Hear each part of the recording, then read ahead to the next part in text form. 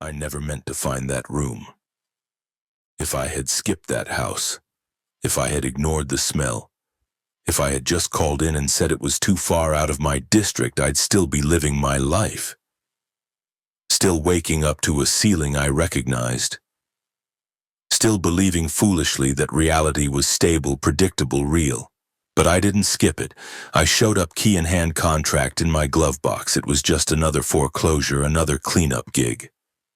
Standard pay, standard mess. Pack what's left, clean what's rotting, clear it out. Move on. That's all it was supposed to be. I remember the address like it's tattooed behind my eyes, 1716 Holzer Lane, off a back road that had no business still existing. GPS struggled with it, took me through a stretch of forest that swallowed the road signs whole. The signal dropped the moment I turned onto the gravel path. No neighbors, no mailboxes, just trees. And then that house. It wasn't dilapidated, not like most of them. In fact, it looked almost too well preserved, as if it hadn't aged at the same rate as everything around it. White paint that hadn't chipped, shutters straight and stiff, a porch swing that didn't even creak in the wind. That wind. God, that wind. It was wrong, like it was breathing with me, always a second behind my exhale, brushing against the nape of my neck like fingers testing skin. I shook it off, clocked in, slipped the key into the door. It opened too easily. You get used to a certain resistance. Deadbolts stick, wood swells. Foreclosures are stubborn, like they know they're not supposed to let go, but this one, it invited me in. The air was stale, not dusty, just heavy. Like it had absorbed too many secrets, too many arguments, too many silences that went on just a beat too long. The layout was standard: foyer to the left, living room, straight ahead, stairs on the right. I walked through, cataloging the mess. Boxes of papers and overturned lamp, children's drawings still taped to the fridge. There was no vandalism, no signs of panic or flight. Everything was oddly intact, like the family just stepped out and never came back. I started with the kitchen. Most cleaners do. It's the worst part, the smell of meat left out too long, of milk gone sour in a sealed fridge. But here, nothing had spoiled. The fridge was unplugged but clean. Spotless even. Same with the counters. It was like someone had already wiped it all down before leaving. And yet the feeling persisted. That hum under my skin, that faint pressure in the air, like something was watching, waiting. Not hostile, not yet. Just aware. I kept moving. Living room, bedrooms. The beds were made. Toys still tucked into corners. A yellow plastic duck in the upstairs bathtub. Too much preserved, too little decay. Like time was afraid to move forward here. Then I pulled out the blueprint. Its protocol. Match the layout to the document. Note any changes. Sometimes owners add rooms illegally, a basement conversion, a sunroom without permits. You mark it, take pictures, send it in, easy. But something wasn't adding up. According to the blueprint, there were 2 bedrooms upstairs, 1 bath, a linen closet. I checked them off as I went. Hallway accounted for, master accounted for, kids' room accounted for. But there was one more door. At the end of the hall. The blueprint didn't show it. It wasn't a hidden door, it wasn't behind anything, just a plain white door with a brass knob. Same paint, same trim, but it wasn't supposed to be there. I froze. My first instinct was to call it in. Take a picture, document the inconsistency. But something I don't know what urged me to open it first. Like if I didn't, it would vanish. Like it needed to be seen. The knob was cold, not metal cold, dead cold, like touching stone left in a freezer.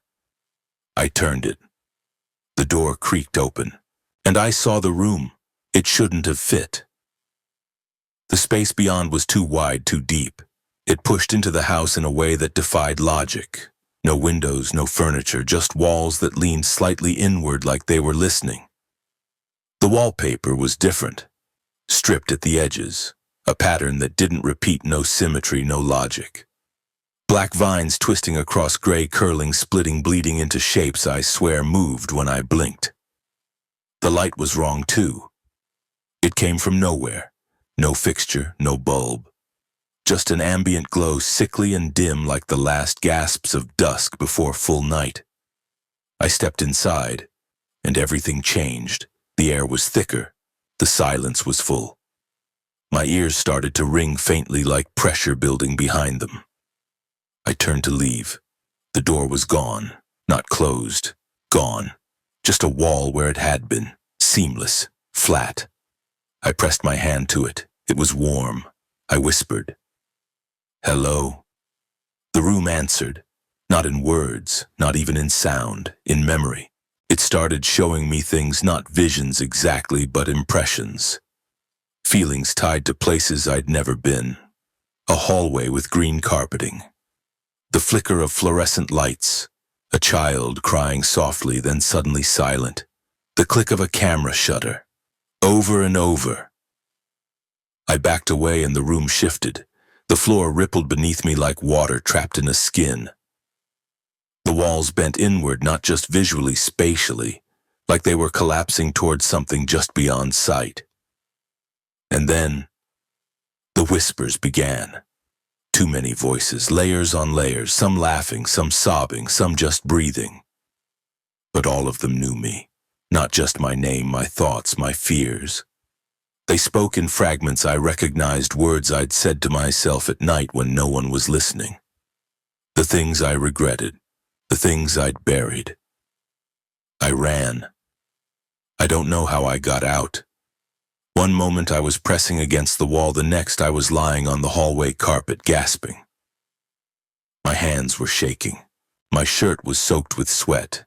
The door was gone. No sign it had ever existed. Just smooth wall. I left everything behind, my tools, my phone, my clipboard. I bolted down the stairs and out the front door. The moment I hit the porch, the air shifted, lightened, like I'd broken through some membrane. I drove home without looking back. I didn't even turn on the radio. Just the sound of tires on asphalt and my own breath hitching in my throat. I didn't sleep that night. Or the next. When I finally worked up the courage to report it, I told my supervisor the house was unstable. Claimed I smelled gas. Said it wasn't safe to proceed. He sighed and said he'd send someone else. That someone else never came back. They called me 3 days later. The voice on the other end was calm, indifferent. "Hey, just a heads up. We can't reach Keith. You worked that Holzer Lane house first, right?" I hesitated. My mouth was dry. "Yeah, I did. Think you could swing by, see if he just lost signal or something. Sometimes these places have dead zones." I wanted to say no. God, I tried to say no, but the words caught in my throat like a fishhook. I mumbled something about having spare keys. Hung up. I sat in my truck for almost 2 hours, just staring at my reflection in the windshield. My eyes looked older, deader, like something had been peeled away. But I went back. The drive felt shorter. I don't know how. Same turns, same trees. But the distance, the space between where I was and where that house sat, it felt like it had shrunk. Like it had followed me. The sun was dipping when I pulled up again. The house looked exactly the same. Pristine, untouched. Keith's van was parked out front, door ajar. No signs of struggle, just an empty cab and a clipboard on the passenger seat. I should have called the cops. I should have driven straight past, but the house, it wanted me back. And I needed to understand. Inside it was darker than before. Not night dark, not shadowed, but low. Like the light inside had decided not to try anymore. My flashlight struggled against it, beam swallowed a foot out. No signs of Keith, no noise. I checked the kitchen, still spotless. The air was colder, hungrier. Upstairs, the hall stretched longer than I remembered, and the door, the one that shouldn't exist, was back, just waiting. No hesitation this time. I stepped toward it like I'd rehearsed the motion. My hand went to the knob, warmer now, almost pulsing. I opened it. The room was the same but deeper, wider. The walls had changed again. Same black vines, but now they moved, subtly, like something breathing behind the wallpaper. Every curve of the vine now had thorns, sharp watching. I called for Keith. Silence. And then, a scraping sound, slow, wet, like something being dragged across linoleum. It was coming from the corner, from a place the geometry of the room shouldn't allow. There was no corner there, just wall. But the sound came anyway. I stepped closer. The floor trembled beneath my boot. Then I saw him. Not all of him, just a hand, pale, fingers splayed, nails cracked. It jutted out of the wall like it had grown there. My breath caught. The hand twitched. I didn't scream. I couldn't. My voice was gone, swallowed by the room itself. My mind refused to believe what I saw, but it was Keith. I knew it. The tattoo on his ring finger, the wedding band. The wall pulsed again. The hand slid back inside, not pulled, absorbed, like flesh melting into wood. And the whispers returned. Louder now, clearer. He didn't knock. That phrase, over and over.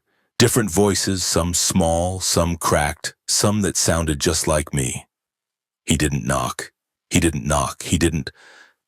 I turned and ran, but there was no door behind me this time. Only a mirror. I froze. It wasn't my reflection. It was me, but not now. A younger version, cleaner, smiling, wearing the shirt I'd lost 3 years ago. He stared back at me and tilted his head, then mouthed something. I stepped closer. His smile widened too wide. His lips moved again. I leaned in. You brought it home. I staggered back, slamming against the knot wall behind me, and the mirror blinked. For just a second, the version of me inside it was no longer alive. Eyes hollow, mouth torn, skin hanging in strips like wet paper. I shut my eyes. I whispered, please, just let me go. And something answered, a low click, like a latch giving way. I opened my eyes, a door, a different one, old, rotten, not like the rest of the house, more like a cellar entrance. It shouldn't have fit, the dimensions were all wrong, but it was open, and it led down. I wish I'd stayed in the room. What was down there? It wasn't built by hands. The stairs were stone, carved, not poured, too smooth. And the walls wept moisture that shimmered like oil. With every step the air grew thicker, not with heat, but memory. I could feel things from my past trying to rise up. Childhood flashes. My father's voice. A broken promise I made to someone I can't remember. By the time I reached the bottom, I didn't know how long I'd been descending. The corridor that followed didn't end. It just bent in on itself, like walking in a spiral made of bone. And then I heard him, Keith, sobbing. I ran, faster than I should have. The corridor blurred past. The walls changed color from stone to flesh to pages, thousands of pages. Covered in handwriting mine.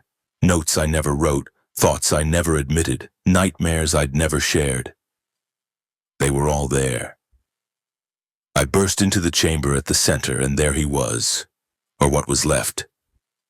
Keith sat in the middle of the room, knees pulled to his chest, eyes wide, unblinking, mouth moving but no sound. He didn't see me, didn't react. I approached slowly. He was whispering something. I leaned in, and he spoke. It wrote me. It wrote me into itself. Then he looked up. His eyes bled ink. His eyes bled ink. Not blood, not tears. Ink, thick and black, slow dripping down his cheeks like whatever soul he had left had turned to script and was leaking out letter by letter. I stumbled back. I didn't want to touch him, not because he looked infected, not even because he seemed dangerous, but because something in me knew. If I did, I'd join him. His voice cracked hoarse from overuse, like he hadn't stopped whispering since he entered that place. He wasn't speaking to me anymore, just to the walls, or the thing behind them. They write us, he mumbled. They write us and then they forget. They stop before the ending. They leave us unfinished. His fingers twitched. The nails were gone. Each one looked burned or bitten off. On his forearm, carved with something sharp, were names, not scrawled, etched. With a shaking hand, I read the first few: Clara, 2002, Miguel, 2006, R. Harmon, 2011, Keith M., 2025. Then beneath that, my name. Dated today. I staggered away. My chest seized. I hadn't told him my name. I hadn't told anyone I was coming back. No one should have known. But it had always known. That room, that house, whatever it was, it had already written me in. And now I was part of it. I turned to run, not up, not back, just away. But the room folded like paper. The walls crumpled inwards loud like pages tearing in a closed book. The air snapped with pressure, bending sound and light. Keith didn't move. He didn't even blink. I screamed. I think I did. But the room ate it, swallowed the sound like it didn't matter. Then, silence. And then the voice. It didn't come from Keith. It didn't come from behind me. It came from inside. A voice layered in 100 other voices, mine, Keith's, children, old men, women sobbing. It asked, "Why did you open it?" I fell to my knees. My body wouldn't move right anymore, like the muscles were trying to disconnect. I kept trying to blink to reset what I was seeing, but reality wouldn't snap back. Then, the ink started seeping from my nose, thick, metallic smelling. It dripped onto the stone floor and began to form letters. They twisted like worms, curling into legible words that weren't mine, but somehow came from me. I watched paralyzed as my own body wrote something I didn't mean. He wanted to know, so I showed him. I let him in. He opened the door. And underneath, "Now he must write." I don't know how I got out. There are pieces missing, blank spots where time skips like a corrupted tape. The next thing I remember, I was outside. It was morning. I was lying in the middle of the driveway, face-scraped, palms raw. My truck door was open. Keith's van was gone. So was the house, not just empty, gone. Flat land where it used to be, like it had been scraped from reality. Only the gravel path remained, ending abruptly in overgrown grass. I vomited, then drove. I didn't report it. I didn't go home. I drove west. I don't even remember choosing a direction. I just needed to be far away from wherever Holzer Lane used to be. But the writing followed me. It started small, first in dreams, then in notebooks.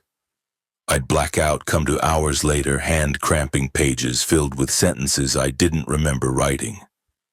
Sometimes they made sense, sometimes they didn't. But they always started with the same line. "This is not a story, it's a blueprint." I burned the notebooks, bought new ones, switched to typing. But it didn't matter. It kept coming. Sometimes I'd wake up with my laptop already open, blank document turned into paragraphs, stories I didn't remember. And always that same phrase whispered behind the words. Now he must write. I haven't gone back to work.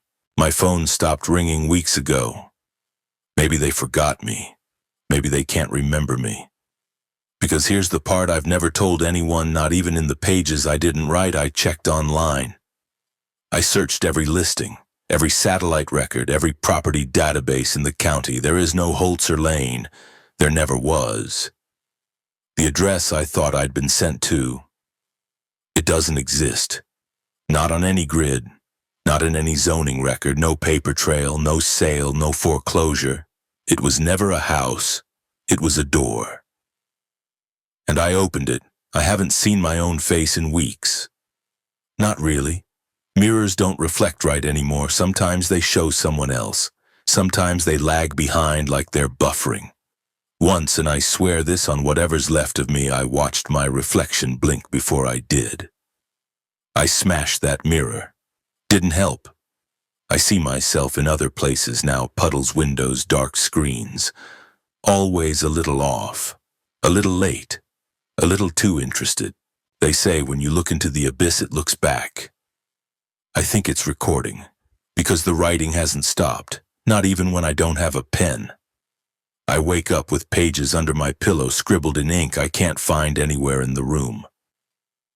I moved to a motel, then another. I started checking in under fake names using burner phones, avoiding cameras. But the pages follow, always folded neatly, always in my handwriting, and always with diagrams, floor plans, blueprints. Some are houses, some are buildings I don't recognize, some are impossible.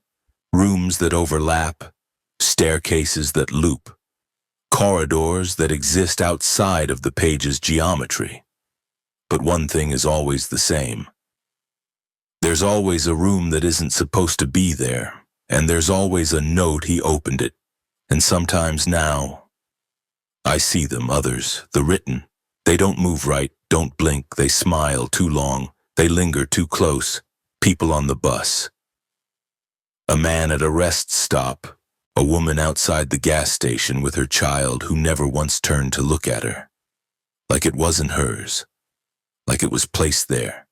Like it was an actor in a scene and I was the only one who knew the script was still being written. One night I followed one. He led me to a house I'd never seen before but somehow recognized. No number on the mailbox, just a blueprint nailed to the front door. My name written across the top. I ran, again. But it didn't matter. I dreamt of the house that night. The same floor plan, the same hall, the same door. And I swear when I woke up, there was dirt under my nails and a key in my pocket. I don't know whose it is, but I'm starting to feel like I'm not remembering my own life anymore. I'm remembering someone else's. Or maybe something else is remembering me, like I'm a chapter, a plot point, a side character in a story that doesn't end. Because that's what it is, right? It's not a haunting. It's not a curse. It's not even a house. It's a narrative. One that got bored of being unwritten. One that wanted to continue. And it needed characters. It needed an audience. And now, you're listening. You hearing my voice, letting it crawl into your ears, nest in the folds of your brain. You open this. You think it's a story, a video, a scary thing to listen to in the dark. But it isn't. It's a door. And now it's inside your house. Maybe it's behind your closet, maybe beneath your floorboards, maybe behind the mirror. You'll feel it. That wrong breeze when the air is still. That sudden chill when the heater's on. That quiet moment when you forget what you were doing like someone else blinked for you. The room's already been written, and one night, maybe weeks from now, you'll find it. You'll reach for a light switch and discover a hallway you've never seen before.